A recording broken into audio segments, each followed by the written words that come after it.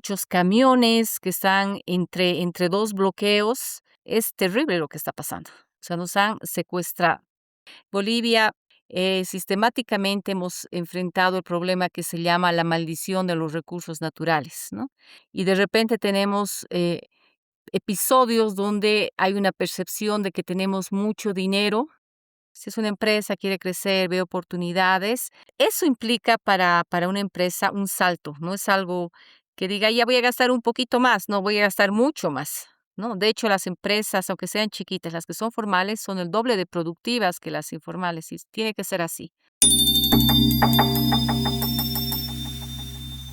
Herzlich willkommen bei On the Ground, Geopolitics and Business. Welcome to On the Ground, Geopolitics and Business, y bienvenidos a On the Ground, Geopolitics and Business. Este episodio se desarrollará enteramente en español. Es nuestro primer episodio en este idioma y tenemos ya online episodios en alemán y en inglés. Y invitamos cordialmente a nuestros oyentes de escuchar, comentar y recomendar estos episodios también. Mi nombre es Georg Dufner. Y yo me llamo Thomas Schiller. Y bienvenidos. Fantástico. Y como responsable de temas latinoamericanos entre nosotros, yo me encargaré principalmente de la entrevista de hoy. Y hoy tenemos como invitada con nosotros a la doctora Beatriz Muriel, que se conecta a nuestra conversación desde la fascinante, alucinante ciudad de La Paz, Bolivia. Bea y yo nos conocemos desde hace varios años, por eso nos tuteamos. Bea, muchísimas gracias por estar con nosotros en esta conversación. Muchísimas gracias también. Yo más bien soy la agradecida. George, Thomas, muchas gracias por la invitación. Súper, dado que, como ya mencioné, es nuestro primer podcast en español y antes de que presentamos propiamente tal a Beatriz Muriel, permítanme unas breves palabras sobre nuestro objetivo y sobre lo que ustedes pueden esperar en este podcast, en este episodio, pero también en los futuros episodios. La meta nuestra es de que hablamos con personas con amplia experiencia sobre el terreno acerca de cuestiones de importancia de estratégica global y con un impacto local también significativo. Queremos hacer llegar a vosotros las voces de quienes pueden compartir sus conocimientos detallados sobre el terreno y situar cuestiones complejas en un contexto global más amplio. Nos centramos principalmente en América Latina y en la África, aunque no de forma exclusiva.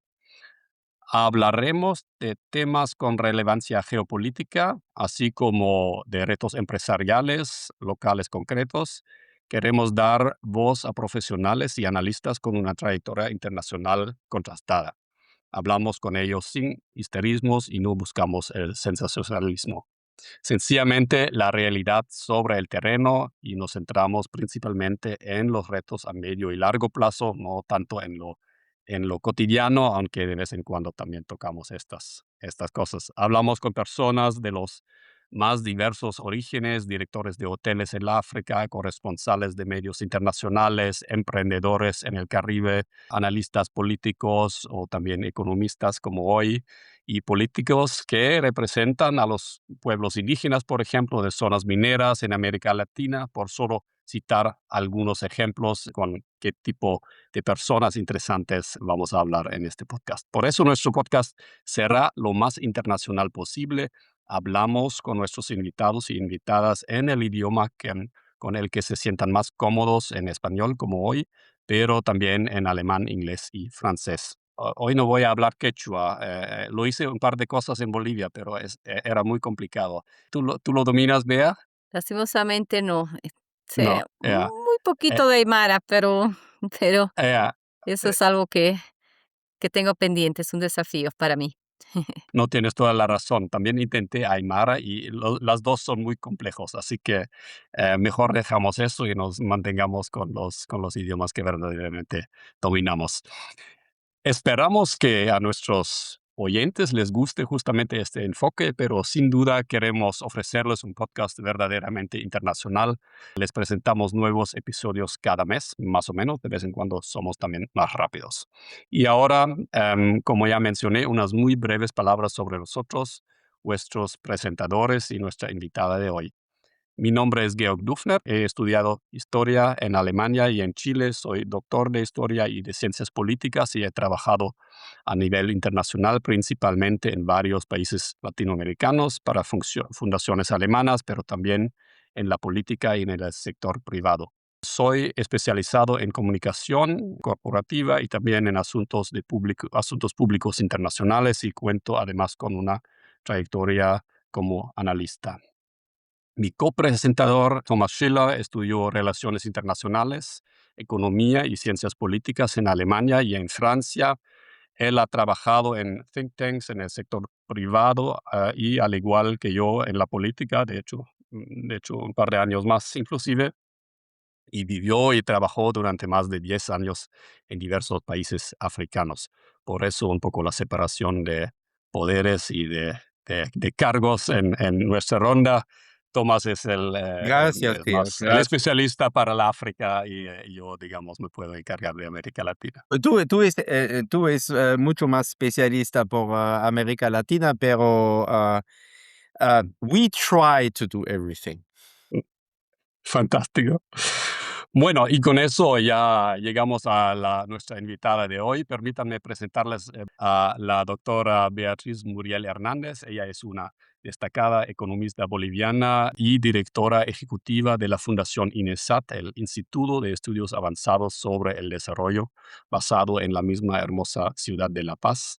Y el INESAT es desde hace muchos años el principal centro de estudios económicos en Bolivia y se mantiene constantemente al tope de la investigación económica en Bolivia. Por eso es un gran honor de tener a ti hoy día con nosotros, estimada Bea. Y también el INESAT también se mantiene constantemente entre los 5% de los mejores think tanks en América Latina. Y por eso es de verdad una gran alegría de contar contigo hoy día y poder conversar. La doctora Muriel justamente obtuvo su doctorado en Ciencias Económicas por la Pontificia Universidad Católica de Río de Janeiro y, entre otros cargos, trabajó como analista financiera jefe en el Ministerio de Hacienda de Bolivia. Sus principales líneas de investigación se centran en los ámbitos de la economía laboral, el desarrollo macroeconómico y la economía internacional en el contexto de Bolivia. Grabamos este episodio el 19 de junio y bueno, con esto ya entramos a nuestras temáticas. Estimada Beatriz, también de mi parte nos sentimos de verdad muy agradecidos de contar contigo hoy. Ya, con esto ya entramos a la Bolivia de hoy y bueno, la Bolivia de hoy es marcado también por los headlines, por los titulares, como se dice, y lamentablemente son titulares que básicamente vuelven con cierta regularidad. Si pensamos hoy en día sobre Bolivia, hablamos sobre la situación económica y social, pero justamente hablamos sobre los bloqueos que son una situación regular en este momento en Bolivia. El país está, bueno, de una fantástica belleza, de gente de un potencial humano muy grande, pero también tenemos un par de problemas económicos y sociales y también vamos a hablar un poco sobre la política, aunque los y las economistas no siempre se quieren meter en estas esferas nefastas de la política.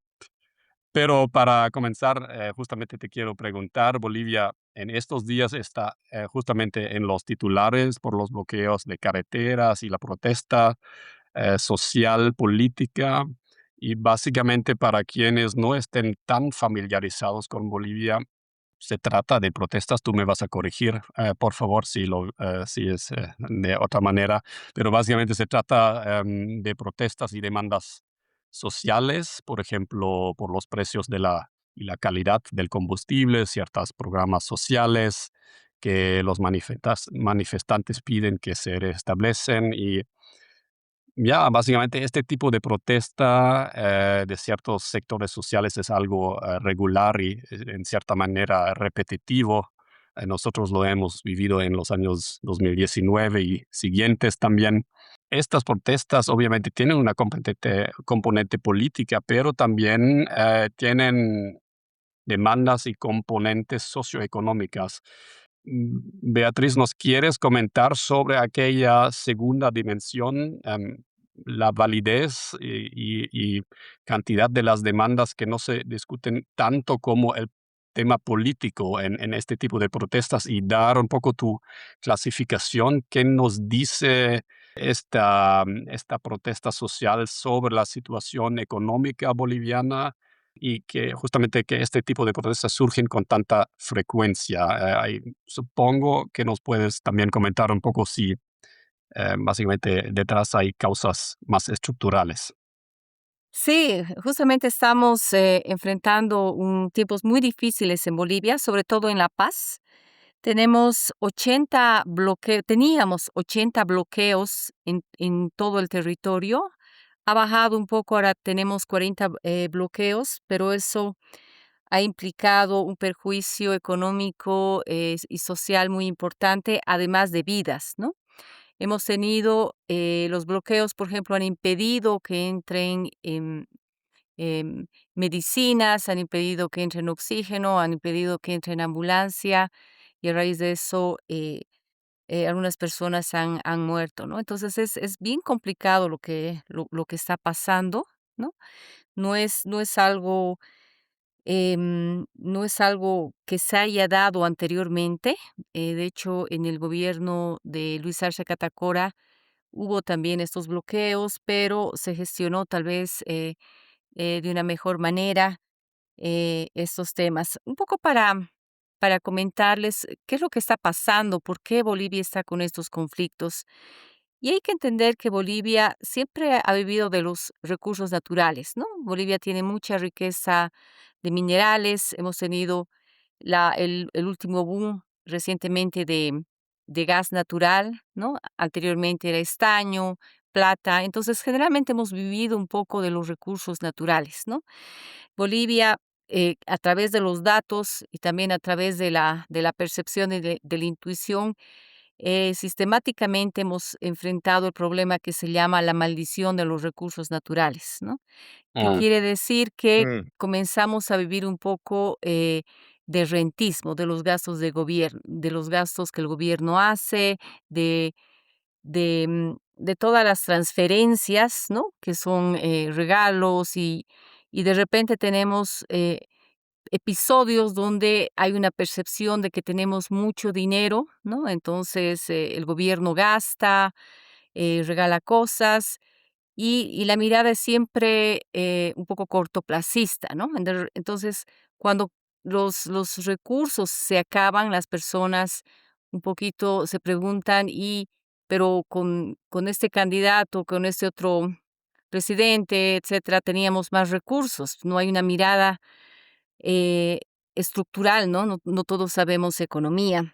Entonces, ese yo creo que es el corazón de estos bloqueos, ¿no? Ha habido un periodo muy importante desde el año 2004, cuando el precio del gas aumenta. Nosotros teníamos un contrato por 20 años con Brasil y se pudo construir un gasoducto que se acabó en el año 1999 y con eso exportamos a Brasil, cambiamos la norma para captar más recursos en materia impositiva, ¿no?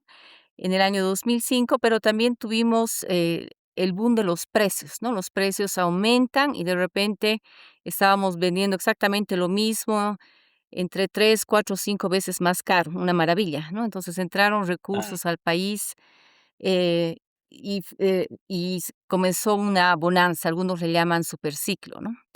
Y en ese periodo, ¿no? De bonanza y de superciclo, hubo también mucha como les digo, esta mirada de rentismo, ¿no? Se comenzó a también a gobernar con algunas líneas de la misma sociedad, ¿no? Y comenzó a ser pujante y bueno, hasta que en el año 2014 esto comienza a caer, porque se hacen inversiones para encontrar gas natural, pero no son estas muy rentables, ¿no? No aumenta mucho las reservas probadas de gas natural. Entonces, a Ah, partir del 2014 comienza a bajar la producción del gas. La renta del gas, de las exportaciones del gas natural, equivalían más o menos el 50% de todos los ingresos del país, no del país, perdón, del sector público. Del sector público. Entonces, Es mucho, 50. sí, es muchísimo, más o menos, ¿no? Porque tenía una serie todo, se aumentaron impuestos, ¿no? Se aumentaron impuestos. Entonces, claro, una bonanza se podía pagar y se hizo una pseudo nacionalización, ¿no? Porque pasando la empresa más importante, que es YPFB, Yacimientos Petrolíferos Fiscales Bolivianos, a manos del Estado, ¿no? Y en esa pseudo nacionalización, porque todavía habían algunas, existían y existen hasta ahora algunas transacciones con otras, con otras empresas, por ejemplo, Petrobras, que es la empresa brasileña, un poco, y hablando ahí de lo que decía del clima de inversiones, un poco desanimó nuevas inversiones. Entonces, las inversiones fueron básicamente del sector público y no se encontraron muchas reservas, no aumentaron las reservas probadas, ¿no? Entonces, la producción bajó, las exportaciones bajaron y, de hecho, la perspectiva que se tenía de volver a hacer un contrato por 20 años con Brasil ya no se hizo porque ya no tenemos básicamente gas, tenemos muy, muy poco gas. Entonces, en ese escenario hay una respuesta de aumentar los créditos, ¿no? Tanto el crédito externo y principalmente el crédito interno que viene de pensiones, del sistema de pensiones. Entonces, el 2014 había que hacer un ajuste. Bueno, ahora ya no tenemos plata, nos tenemos que ajustar y vemos cómo seguimos hacia adelante, pero no se hizo, ¿no? No se hizo porque em, no era políticamente podía haber sido no aceptado, ¿no?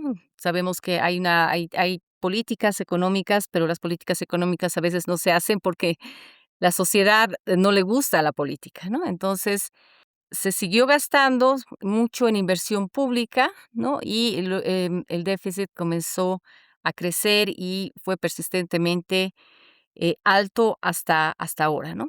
Pero el gas siguió cayendo, ¿no? Tuvimos el periodo del año 2019 que tiene una connotación más política, pero entró eh, Luis Arce Catacora, que era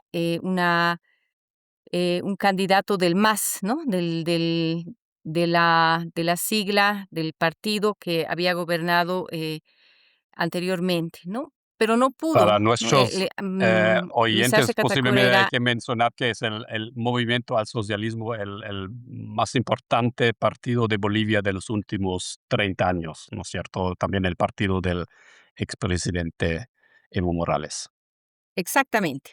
De hecho, Luis Arce Catacora era el ministro de Economía y Finanzas, ¿no? Entonces, él entra y obviamente, claro, ser ministro de Economía y Finanzas en bonanza es una cosa y obviamente cuando las vacas ya son flacas es otra cosa, ¿no? Cuando estamos en temas de déficit, de problemas de caída de las reservas internacionales porque las exportaciones están cayendo, fue muy complicado, ¿no? Entonces, y con esta mirada, pero sí un poco esta mirada rentista, ¿no? O sea, ¿qué ha pasado, no? El gobierno anterior había plata, me regalaba cosas, había más, ¿no? Una serie de otras cosas y este gobierno no, ¿no? Incluso con el gobierno de Luis Arce Catacora comienzan a haber conflictos. Un poco también dentro de la línea política, ¿no? No quiero entrar mucho en la política, pero Evo Morales quería realmente gobernar, ¿no? Hizo un referéndum, le dijeron que no y quería continuar gobernando y siempre fue esa línea, ¿no? Él tiene mucho esa línea de que la parte más indígena tiene que tomar un rol mucho más importante en el quehacer político, ¿no? Y a veces la democracia puede ser que no, que diga no, ¿no? Entonces, ese es el problema. Y desde el gobierno de Arce se tuvo que lidiar, ¿no? con una serie de bloqueos y demás. Y en ese estado de conflictos sociales, de conflictos políticos y de problemas económicos entra este nuevo gobierno. Este nuevo gobierno que no es un partido consolidado, ¿no? No es un partido consolidado y de hecho nadie esperaba que este partido salga en realidad, ¿no? No tenía una votación muy alta y por tanto dicen, ¿no? Que cuando yo pienso que no voy a salir y no voy a ser presidente, entonces lo que voy a hacer es muchas promesas, entonces comienza a hacer promesas, ¿no? Y comienza un poquito a acercarse, el vicepresidente comienza, el actual vicepresidente comienza a acercarse a, grupos que eran del MAS también, ¿no? A grupos del MAS Mm. y con una serie de promesas más populares, ¿no? Ese ha sido el problema, ¿no? Por ejemplo, una un ejemplo, ¿no? Ya no va a haber aduanas, entonces ustedes van a poder importar y no va a pasar nada por aduanas, esto va a ser un mercado libre, Bolivia, esa era la promesa de, del vicepresidente, ¿no? Entonces, ha Ah, sido conflictivo porque cuando entran, y tampoco entran en el Congreso por mayoría, ¿no? Sino que tiene que hacer alianzas con otros partidos y todos los partidos en realidad el mismo MAS se divide, ¿no? El partido del Movimiento al Socialismo se divide, entonces hay varios partidos, ¿no? Que están fragmentados, no son partidos consolidados, ¿no? Entonces son partidos como que no tienen la madurez, ¿no? De estructurarse como partido, ¿no? Son No hay partidas estructura there are not many structured parties, estructurada. No, todos no. esos partidos de alguna manera mueren en el año 2004, 2005, 2006, ¿no? Con los problemas que tuvimos en esa época, mueren. Entonces son partidos un poco que nacen en 2 meses y se hacen un partido, ¿no? Son una especie de sociedades accidentales que en ese rato están Y formando un Sí, partido. sí, sí, sí, sí. de hecho hay la figura interesante, creo que solo existe en Bolivia, o yo no lo vi en muchas otras partes, que es tan complejo de fundar legalmente un nuevo partido que básicamente existen varios partidos que son básicamente en un estado de entre muerte y vida, pero se presta la sigla, es decir, hay un candidato prometedor y él puede encargarse o agarrarse de la sigla del partido, básicamente de la estructura de un partido, pero solamente una estructura legal, no es una estructura de muchos miembros ni nada de eso. Y bueno, de hecho, el Partido Demócrata Cristiano del actual presidente Rodrigo Paz tampoco es es una De hecho, estructura ese muy es grande, digamos, lo era en los años 80, 70, pero hoy en día es Eh, una estructura legal, digamos, pero no mucho más. Mm. pero facturación es un problema en muchos países, también en África, por ejemplo. No es un problema boliviano solamente. sí.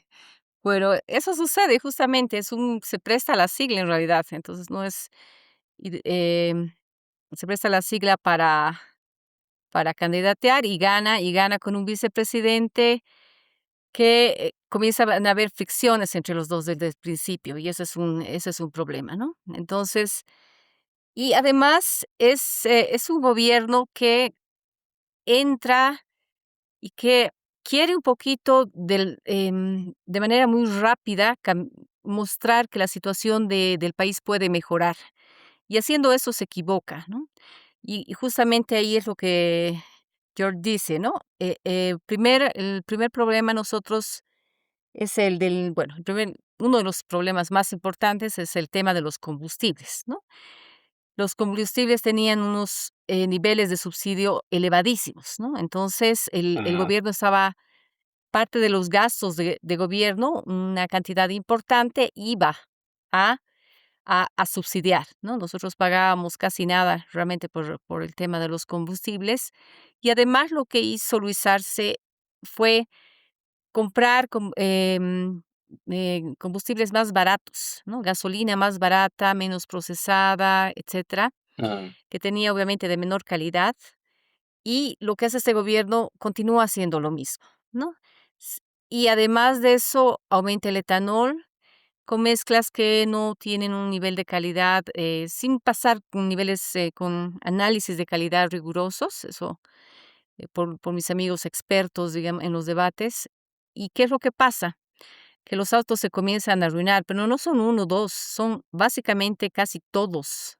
Casi todo el parque automotor ha tenido algún problema. Yo he llevado, o sea, todas las personas que yo conozco han tenido algún problema, ¿no? Y por eso comienzan justamente estas protestas sociales legítimas, ¿no? Porque ah, consigue levantar un poco el subsidio, aumentar un poco el precio de la gasolina y del diésel, pero mantiene, incluso aumenta la mala calidad de la gasolina, ¿no? Y ahí hay también todo un problema con yacimientos petrolíferos fiscales bolivianos, que es una caja negra, que al final son ellos los responsables. Es bien complejo este tema, pero en los hechos pasa eso. Y hay otro dato que también es importante, que hay la idea, hay aquí otro problema fundamental es el de tema tierras, ¿no? De hecho, la caída de Sánchez, Gonzalo Sánchez de Lozada, Goni. a principios de los años 2000 ha sido porque no quería tratar el tema tierras. Ha sido uno de los problemas, ¿no? El tema tierras y territorio. Ese es un problema bien importante y un poquito para complicar más, ellos emiten una norma sin consulta, sin diálogo, donde se podía poner las tierras a crédito, ¿no? Es bien complejo porque para otros países esto es normal, ¿no? Yo pongo mi tierra a crédito, ¿no? Pero aquí hemos tenido una reforma agraria donde las personas han adquirido tierras y hay tierras comunitarias y muchas tierras no estaban titularizadas, las tierras son chiquititas y obviamente los créditos, el sistema crediticio no está enfocado para apoyar en realidad a los pequeños productores, entonces en concreto iban a perder sus tierras, no se iban a prestar y probablemente el sistema, los instrumentos financieros, perdón, no están, no son adecuados para prestar a estos pequeñitos, porque realmente son de sobrevivencia, ¿no? Y lo que iba a pasar era básicamente que probablemente iban a perder sus tierras. Estamos hablando de pequeñas unidades productivas, ¿no? De subsistencia. Entonces, la lógica de análisis tiene que ser diferente. Entonces, ahí hay también Si es pequeño, no es productivo, ¿no? eh, o sea, producen. Por ejemplo, la Mm, producción de quinoa son sí, pequeñas unidades productivas, pero es un nicho que ha conseguido un mercado, ¿no? La Porque producción el de precio de quinoa. la quinoa también es relativamente alta, ¿no es cierto? Sí, también porque es orgánico, ¿no? Es orgánico, es mucho más adecuado, digamos, que la producción en escala, tiene nichos, ciertos nichos, ¿no?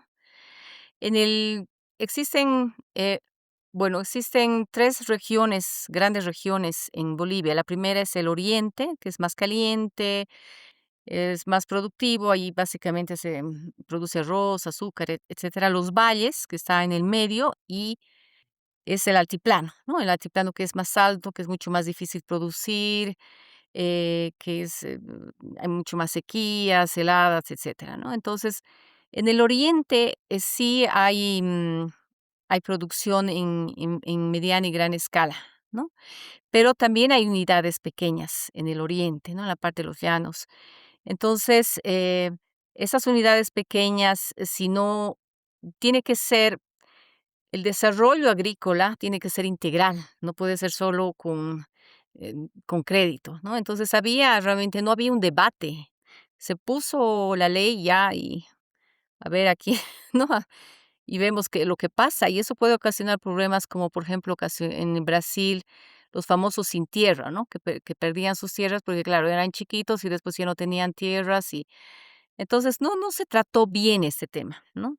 Y ahí fue una marcha desde varias zonas del oriente, incluso del mismo La Paz, de la parte donde es más tropical, reclamando, ¿no? Y esas eran, yo creo que eran demandas legítimas. Y después comenzó a haber a una voz que decía, no, queremos que el presidente Paz renuncie porque no las promesas que tenía no las ha cumplido. Entonces ahí era una cuestión más de decir que querían que el presidente ya no sea presidente, ¿no? Entonces eso fue, y comenzaron a salir las voces, ¿no? Comenzaron a salir esas voces de derrocarlo al presidente. Un poco ha sido complicado, ¿no? Porque pensemos que serán unos 30,000, 40,000 personas en el país, pero nosotros somos más de 11 millones de personas. O sea, Claro. bueno, los que votan son un poco menos, serán unos 7 millones de personas, pero esto hemos elegido a Rodrigo Paz de manera democrática, ¿no? Entonces, un poco Ya, esa ha sido la, digamos, el la forma como han comenzado los bloqueos, cómo se han masificado los bloqueos, ¿no? Simplemente no ha habido una respuesta del gobierno. La respuesta del gobierno ha sido desde el primer día diálogo, diálogo, diálogo, diálogo, ¿no? Y está bien el diálogo, pero habían anuncios que decía, por quinta vez vamos a llamar al diálogo, por sexta vez vamos a llamar al diálogo. Entonces, tampoco yo creo que ha sido una respuesta adecuada. Yo creo que habría ya, que haber pensado en alguna estrategia de cómo realmente resolver esto antes, ¿no? Porque ya estamos 50 días en esto, hay mucha gente que está sufriendo, ¿no? La clase media incluso obviamente sufre, pero no tanto como la clase baja. Hay gente que no puede vender sus productos, hay gallinas, producciones de pollos, de gallinas que se están muriendo porque no tienen comida. O sea, no hay comercio. Hay ¿qué claro. se llama? Y el Muchos vehículos, muchos camiones que están entre dos bloqueos. Ya ha habido casos de algunos conductores que se han muerto, no tienen comida, no tienen agua. Es terrible lo que está pasando. O sea, es una realmente increíble situación. estamos, yo diría, secuestrados. O sea, nos han secuestrado, ¿no? La Y paz eso está es secuestrada. justamente, si me permites, eso es justamente la rara mezcla que hace un poco complejo, digamos, de analizar la situación, porque básicamente estamos en un comienzo hubo estas demandas sociales que pueden considerarse legítimos o no, que después se desarrollaron en una estrategia, obviamente política también, de ejercer presión de ciertas partes interesadas en el gobierno actual. Y si me permites, a mí me interesaría, o a nosotros nos interesaría, digamos, tú nos has expuesto de manera muy concisa ahora, digamos, cómo todo esto se ha desarrollado. El actual gobierno de Rodrigo Paz ha obviamente heredado muchos de las políticas de gobiernos anteriores, digamos, en términos como tú lo has expuesto muy claramente, basado en la riqueza de hidrocarburos que posee, o mejor decimos, poseía el país, combinado con estas empresas estatales de muy baja productividad, que obviamente uno puede decir hoy en la situación actual ya no es sostenible. Nos interesaría, ¿existe ahora en este momento una discusión, digamos, un poco más de largo plazo, una tendencia política posiblemente inclusive sobre el rumbo industrial, posiblemente inclusive industrial productivo de Bolivia y cuál es tu opinión en esta manera, digamos, algo que ve un poco más a largo plazo? Por ejemplo, había siempre la esperanza, digamos, que Bolivia podría en algún momento reemplazar su riqueza de hidrocarburos con la riqueza de litio. Todos, o algunos conocemos el famoso Salar de Uyuni, con su riqueza en litio, y eso obviamente también era en algún momento una esperanza grande. ¿Cómo lo ves tú, digamos? ¿Cómo se desarrolla toda esta discusión sobre posibles alternativas en el modelo industrial productivo? A ver, yo creo que continúa habiendo la mirada de todos los partidos políticos también que han candidateado para la presidencia, de continuar explotando los recursos naturales. Yo creo que esa es una mirada común, ¿no? Es tanto hidrocarburos, seguir explorando minerales, tanto minerales raros como en los otros minerales.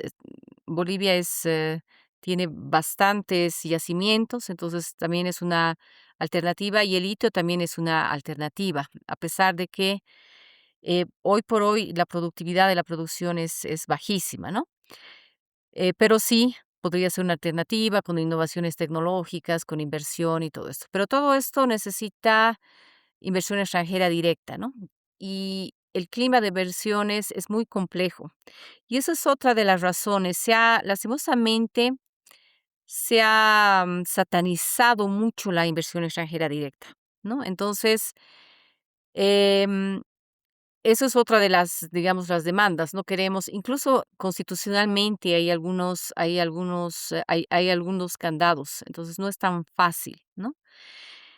Y obviamente, como está, digamos, el clima de inversiones está tan bajo que es bien complicado que atraer inversión extranjera directa porque implica niveles de alta inversión, ¿no? Entonces, y tal vez acabando con esto no es algo de corto plazo, ¿no? Es algo de mediano y largo Ah, plazo. Entonces hay que hacer leyes, hay que pensarlas, las leyes, cómo hacerlas. Yo creo que esa apuesta tiene que ser una apuesta que se tiene que conversar con la sociedad, justamente con estos grupos de la sociedad que tienen, o sea, que no entienden bien cómo funciona, que piensan que nos van a quitar nuestros recursos, se van a ir con todos ellos, porque ha habido una línea ideológica también dentro de esa línea, ¿no? Pero la otra parte que yo creo que es un desarrollo productivo más intensivo justamente en empleo, creo que esa nuevamente se está dejando de lado, ¿no? Desde que me acuerdo, nunca ha habido realmente esa idea de promover mucho la industrialización, tal vez en los años 60, ¿no? Pero desde mm. los 90 el neoliberalismo decía que los mercados hagan, ¿no? Y claro, había tanto contrabando, ¿no? Había un montón de contrabando que era como si el gobierno estuviera subsidiando, ¿no? A las empresas transnacionales. A mí me parecía hasta paradójico, ¿no? Llegaban la leche Nestlé de contrabando, no pagaba como un 40% de los precios, el contrabando aquí es elevadísimo. Yo decía, bueno, esos son los mercados, claro, entonces no ha habido industria, ¿no? La industria ha crecido muy marginalmente, ¿no? Por eso la informalidad también es tan alta, son pequeñas unidades productivas.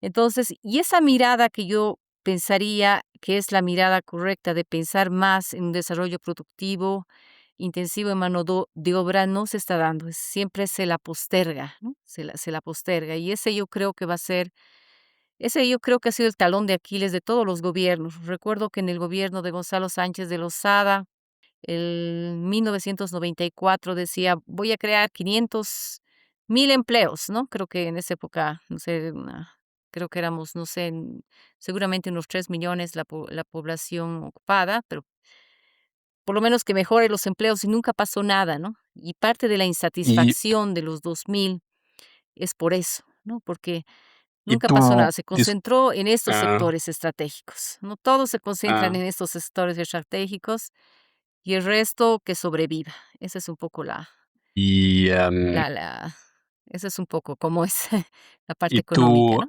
y tú piensas que básicamente la posibilidad o la complejidad de una mayor industrialización, de una mayor fuerza productiva, de una mayor Wertschöpfung, ¿cómo se dice en castellano?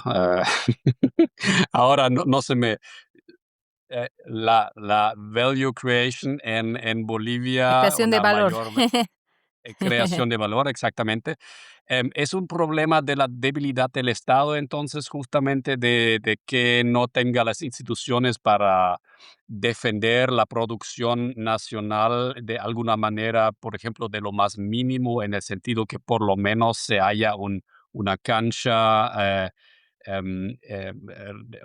unas reglas para la competencia internacional, digamos, como tú mismo Sí, dices, que la leche no entra de contrabando y todo eso. El contrabando es un problema, pero también la inseguridad legal, obviamente. ¿Tú crees que eso es la mayor fuente de esta imposibilidad de que haya mayor producción en Bolivia? perdón, es una cuestión muy importante, pero para mí es también una cuestión del contexto regional. ¿Cómo lo ve la situación en el contexto regional related to this question? It's easier in English for me sometimes. Okey.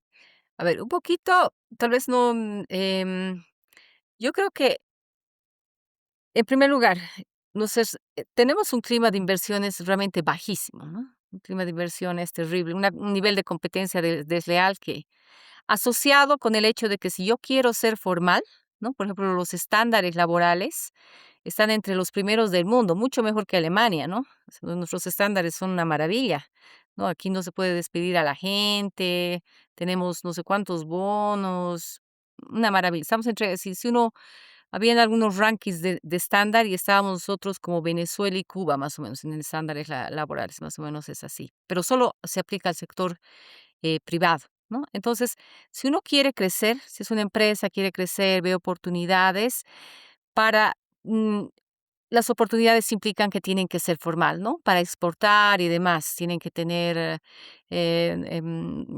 pagar impuestos, tienen que registrarse a todas las instituciones de comercio, etcétera, ¿no? Entonces, eso implica para una empresa un salto, no es algo que diga, ya voy a gastar un poquito más, no, voy a gastar mucho más, ¿no? De hecho, las empresas, aunque sean chiquitas, las que son formales, son el doble de productivas que las informales, y tiene que ser así, ¿no? Esa es una de las primeras cosas. Entonces, ahí el Estado ha jugado siempre, en vez de apoyar, bueno, desde los 90 no vamos a decir siempre, porque, en los 70 en los 60 era algo diferente, ¿no? Pero, nunca ha apoyado realmente a los emprendimientos. Su apoyo ha sido muy marginal, no diremos nunca, sino muy, muy marginal. No tiene una estrategia de industrialización, no tiene una estrategia de desarrollo productivo, no tiene metas de cuánto más nos queremos industrializar, no existe, sino algunas ideitas, ¿no? De vamos a producir un poquito más esto, lo vamos a apoyar esto con alguna cosita y ese tipo de cosas. Y eso es Pero desde los 90. una pregunta, porque Bolivia es un país, ¿cómo se llama eso en español? Which is landlocked. Es un problema o sí para la industrialización, que no hay Es acceso en el mar. sí, Landlocked La country. falta de acceso sí, marítimo, sí, es cierto, pero nosotros, a ver, nosotros no podemos pensar ciertas cosas somos poquitos, ¿no? Por ejemplo, tenemos un mercado, Brasil es un mercado nosotros, por ejemplo, estamos comenzando a producir vinos que están ganando en Europa, nuestros vinos son de alta calidad. Podríamos exportar a Brasil, pero no tenemos las condiciones para exportar a Brasil, exportamos poquito, ¿no? Y muchas veces nos piden cosas y son bien de baja escala, ¿no? Nosotros tenemos en ciertos rubros, en ciertos nichos, ventajas comparativas, que podemos realmente ir avanzando, que podemos ir adelante. Si queremos desde la mirada de exportación, de la mirada de importación, nosotros importamos básicamente todo, ¿no? O sea, es impresionante que los supermercados, bueno, antes, ¿no? Ahora un poquito ya no hay tanto productos importados ni nacionales, pero más o menos un 70% era Pero productos importados. Pero Uruguay también importa muchísimas cosas, Sí, sí, es el mismo. es el mismo. Sí, pero nosotros, solo a ver, te digo, que el Mercosur tiene ah, la ventaja del Mercosur, no, Uruguay tiene la ventaja del Mercosur. y ahí un poco, ¿no? Nosotros Y es cierto, vamos a hacer, como somos un país rico en recursos naturales, probablemente no lleguemos a ser un país industrializado en muchas cosas, ¿no? Vamos a producir automóviles, varias cosas, pero sí podemos producir mermeladas, ¿no? Para vender internamente. Podemos producir, no sé, papel higiénico, por poner un ejemplo, ¿no? Y esas cosas, a veces todo era importado, ¿no? O sea, todo era importado, ¿no? O sea, y obviamente si tú quieres, como te digo, ¿no? O sea, en temas de también doing business, en todo lo que era clima de negocios, clima de inversiones, estamos pues abajo, ¿no? Entonces tenemos todos factores negativos, ¿no? Si tuviéramos por lo menos factores neutros, la cosa podría ser diferente. Podríamos, y esto, ¿por qué es importante? Porque esto absorbe más empleo que la minería, absorbe más empleo que Mm, hidrocarburos. Entonces, claro. cuando nosotros vemos dónde está la mayor parte de la población ocupada en este país, está en comercio. Y es el comercio informal, o sea, es una persona que vende chicles, otra persona que vende, o sea, que tiene su tiendita de ropa, vende sus 3 cositas de ropa, ese es el problema. Entonces, necesitamos un tipo de, adicionar valor. Ese es un poco. Y ahí viene como tú de ¿Me permites una pregunta? A claro lo que sí. mejor es una pregunta, muy simplista, pero tomando en cuenta todo este bastante rotundo fracaso del modelo económico que tuvimos los últimos 25, 30 años en Bolivia, nunca hubo en Bolivia una tendencia de que se saque la motosierra tipo Milei para recortar el sector estatal o digamos que se perdió por lo menos en algún momento la creencia casi religiosa en que las empresas estatales sean una buena cosa para Bolivia, porque son carísimos para el Estado, que no tiene en estos momentos muchos recursos, obviamente. Sí, hay la idea, pero es muy difícil por el tema, por la constitución política del Estado y por las leyes y normas. Han cerrado muchísimo, ¿no? Yo pensaría, a ver, es que eso también fue un problema, ¿no? Cuando hubo capitalización, que nuestras 5 empresas estratégicas se capitalizaron, que es una forma de privatizar, tampoco hubo un consenso. Y ese ha sido otro problema por el cual estamos aquí, ¿no? Na- Mm, No hubo consenso, no, pero con esta capitalización ustedes van a estar mejores, y entonces esperábamos estar mejores, ¿no? Pero como no creo que había un eso es algo desarrollo crucial en productivo en Bolivia, ¿no es sentido cierto? intensivo, claro, intensivo en mano de Que obra, no entonces la se gente estaba logra igual. un consenso nacional en muchos asuntos. Sí. Ya, Yo ya. yo creo que eso tiene que ser un fuerte debate. Hay muchas, lo que ha hecho el gobierno del MAS ha aumentado las empresas, ¿no? Ha puesto empresas para hacer papeles, empresas para hacer galletas, empresas, o sea, no sé si un estado tiene que preocuparse por hacer galletas, ¿no? Yo creo que un estado tiene que preocuparse por la salud, por la educación. Pero bueno, esas sí, realmente las deberían privatizar, pero las que son más estratégicas es más complejo, hay que ver tal vez algún híbrido, ¿no? Es mucho más complejo hoy por hoy. De yo creo que una sierra así no va a funcionar porque, aquí los movimientos sociales, han demostrado que son fuertísimos, ¿no? Que son muy Claro, fuertes claro. como lo están Mm, demostrando ahora. Y un poquito en el contexto internacional que preguntaba Tomás, sí, yo creo que hay una preocupación porque nosotros estamos, avanzando, ¿no? En formar parte del Mercosur, ¿no? Y hay una preocupación, ¿no? De cómo un país que tiene, está tan delicado su escenario político, va a formar parte de un Mercosur, ¿no? Es básicamente por las mm, relaciones, las relaciones comerciales. Antes habían más relaciones o líneas políticas, ¿no? Estaba Bolivia, Venezuela, era más una cuestión política, pero ese peso político de las relaciones, entre países un poquito ha bajado con la caída de Maduro, ¿no? Con la captura de ya, Maduro. Ha bajado, es más ya, y obviamente con candidaturas que son más de corte, centro derecha, digamos, no de la izquierda más, radical, ¿no? Entonces, es un poco ha cambiado. El mismo Chile, ¿no? Que ahora es de derecha, todo eso ha cambiado. Entonces, pero sí hay una preocupación. De hecho, han llegado muchas donaciones por aviones porque, o sea, no había carne, no hay leche. O sea, lo que está pasando es bien complejo. Por Mm, suerte, ahora en esta última semana, como la gente se ha cansado también de tanto bloquear, no había una respuesta, ¿no? A estos bloqueos, entonces se han dado cuenta que un poquito se estaban disparando al pie, ¿no? Porque ellos estaban perdiendo. Esos bloqueos también se ha visto en varios casos, obviamente eso es, que han sido financiados estos bloqueos, ¿no? Entonces se ve cómo se reparten al final dinero, se ha capturado mucho dinero de gente que estaba llevando así, muchísimo dinero, ¿no? Para eh, entonces, son bloqueos financiados, ¿no? Entonces es mm, bien complejo, ¿no? Políticamente es algo muy, muy, muy, muy complejo, ¿no? Lo que está pasando con la idea de derrocarlo al presidente y de llamar a elecciones y de que entre otro presidente, pero ¿qué otro presidente va a entrar, no? Y ahí yo creo que, eh, Evo Morales está apostando a candidatear de nuevo, esa es mi lectura, mm, pero Mm, no, puede ser incorrecta, digamos, yeah, porque esas cosas no son cosas que no se puede ver a través de datos, ¿no?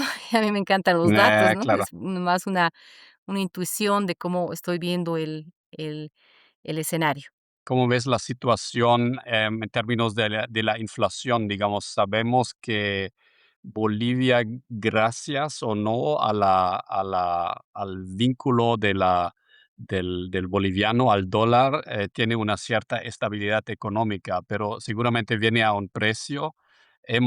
Tú nos has comentado un poco sobre los candados que da la constitución política, pero también hay varias opiniones sobre esta vinculación entre el boliviano y el dólar. ¿Tú nos puedes exponer un poco los beneficios y las desventajas, digamos, de manera muy breve del hecho que el peso boliviano esté vinculado oficialmente al dólar estadounidense para la gente común, para las empresas? Bueno, ya ha habido una crisis de moneda, ¿no? Mm, Ya ha habido una crisis de moneda, básicamente, sí, se hacen algunas transacciones con el dólar oficial, pero ahorita se hacen muchas transacciones con el dólar, paralelo, ¿no? El oficial es en 6,96 y el paralelo ahorita debe estar en casi en 10 bolivianos, ¿no? Entonces, ahora se está trabajando con un poquito más con el paralelo.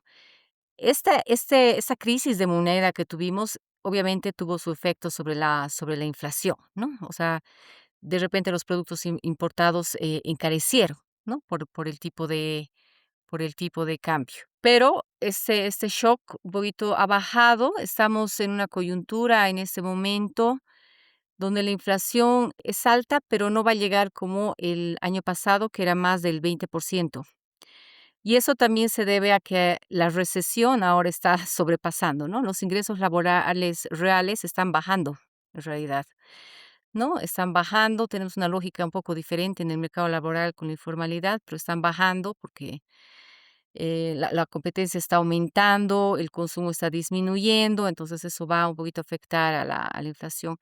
Creo que para mí, para mí, trabajar con 2 monedas creo que te da cierta seguridad, ¿no? Bolivia es una economía, que está dolarizada, ¿no?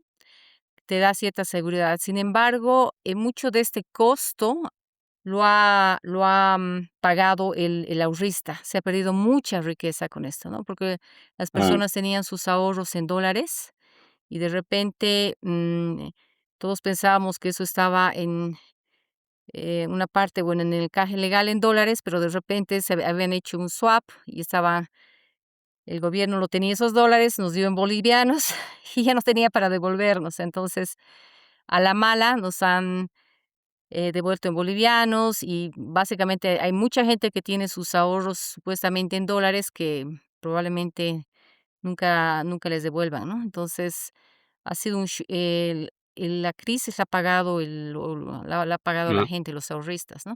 Ha sido bien, Y bien complejo eso. la ley no protege a los ahorradores de la manera suficiente ante estas prácticas del gobierno y de los bancos, obviamente. No. Bueno, los bancos intermediarios dicen: "El gobierno central no me da y, pues, Mm, yo no te doy", ¿no? O sea, tienes un ahorros en dólares, pues, no te doy porque el gobierno central la el banco central no me da. Entonces, ahí ah, estamos, ah, complejo. bueno. Estimada Beatriz, muchísimas gracias por por este recorrido acerca de muchas temáticas de la economía y de la situación social política de Bolivia. Me gustaría también, bueno, simplemente para finalizando un poco nuestra conversación, preguntarte si quieres comentar algo ya algo específico a nuestros oyentes posiblemente acerca de las potenciales y posibilidades. Hemos hablado un poco, traté de mencionar también la belleza y el potencial del país, pero capaz que tú nos quieres transmitir algo, digamos, muy personal o muy específico que nuestros oyentes deberían saber sobre Bolivia, sobre su situación económica, social. Capaz que nos estamos perdiendo alguna perspectiva muy importante. Bueno, yo creo que Bolivia tiene muchos recursos naturales realmente, ¿no? El turismo puede potencialmente tal vez darnos igual que el gas, ¿no? Hay algunas estimaciones que dicen: "¿Para qué queremos gas natural si con turismo podríamos tener?", ¿no? Y tenemos que tener esa mirada. Yo creo que nosotros tenemos apoyo de los alemanes, al apoyo de la Unión Europea. Tiene que ser también un apoyo dentro de esa mirada, yo creo, ¿no? La cooperación tiene que tener una mirada más de desarrollo productivo, ¿no? Como tú dices, eh, y un poquito más realista, ¿no? Porque a veces el apoyo ha sido un poco romántico, ¿no? Muy asistencialista, muy romántico, los indígenas, que son tan lindos, bellos, maravillosos, entonces, y es cierto, o sea, todos somos en realidad mestizos, ¿no? Y mi abuela de mí era indígena y mi abuelo no. De hecho, tenía sus raíces francesas, entre indígena y no indígena.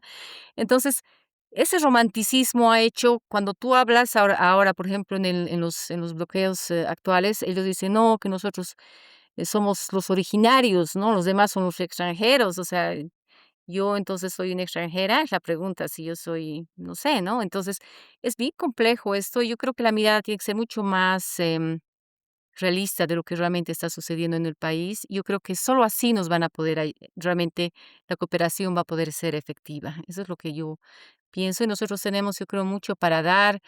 Estamos en un momento de intransigencias, probablemente porque no es un péndulo que estaba a un lado y después ha habido al otro. Hemos tenido muchos problemas. Es cierto, digamos, que antes incluso habían problemas de racismo, ¿no? Pero eso se ha exacerbado, pero necesitamos todos ir en una dirección, no podemos entrar para exacerbar esto más, ¿no? Han venido unos diputados de Argentina diciendo: "No, que pobres bloqueadores, lo que les están haciendo, no sé qué". O sea, con un discurso totalmente nada integrador, nada de entrar y decir: "Yo les voy a apoyar para que haya un diálogo", no, sino para hacer más conflicto. Imagínense diputados de Argentina, además que se han hecho pasar por derechos humanos. Entonces, no queremos ese tipo de ayuda. O sea, y para eso queremos que realmente entiendan la realidad, que más allá de la propaganda, entiendan y lean las noticias de noticieros.